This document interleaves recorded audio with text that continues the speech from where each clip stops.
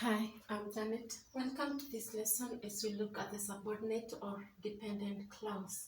Now, the subordinate clause does not express a complete idea or thought and therefore cannot stand alone. For a subordinate clause to make sense, it must join with at least one independent clause or one main clause. For example, I had my own house when I lived in Nakuru. In this sentence, I had my own house is our main clause or what we call the independent clause. When I lived in Nakuru is our subordinate or dependent clause. We have to work hard if we want to pass our exams. We have to work hard is our main clause, and if we want to pass our exams is our subordinate or our dependent clause. Yesterday we did not play as it rained heavily. Yesterday we did not play is our main clause or our independent clause.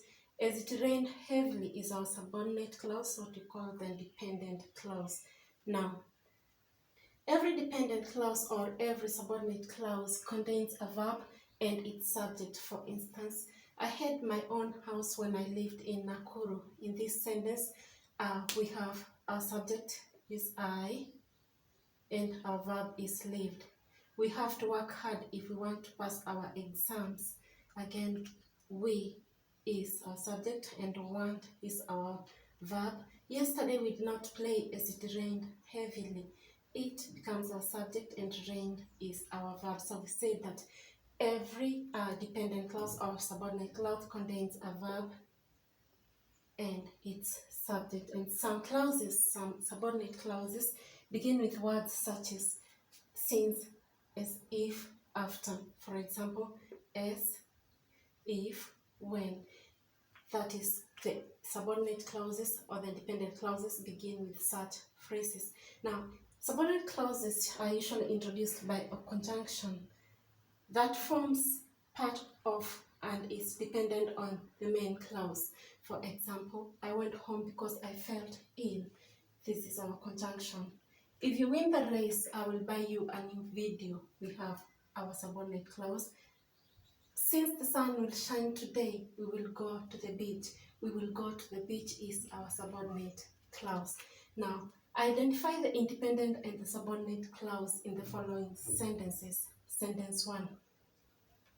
We have received the letter inviting us for a symposium. In this sentence, we have received the letter is our independent clause or the main clause. And inviting us for the symposium is our subordinate clause.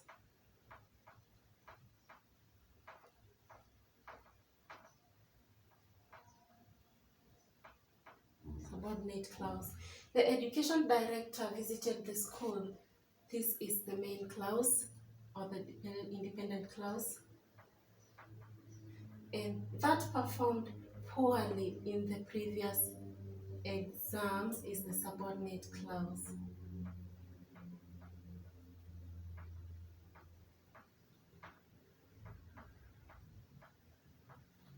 The invoice was enclosed, which you mentioned in your letter. The invoice was enclosed is our independent or main clause. And which you mentioned in your letter is our subordinate clause.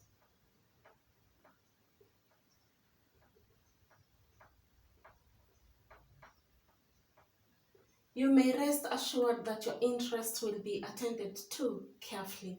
You may rest is our main clause. And assured that your interests will be carefully attended to is our subordinate clause.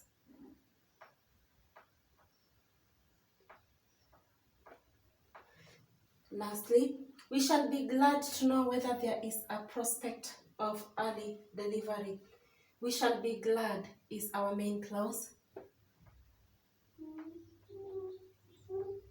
To know whether there is a prospect of early delivery is our subordinate clause.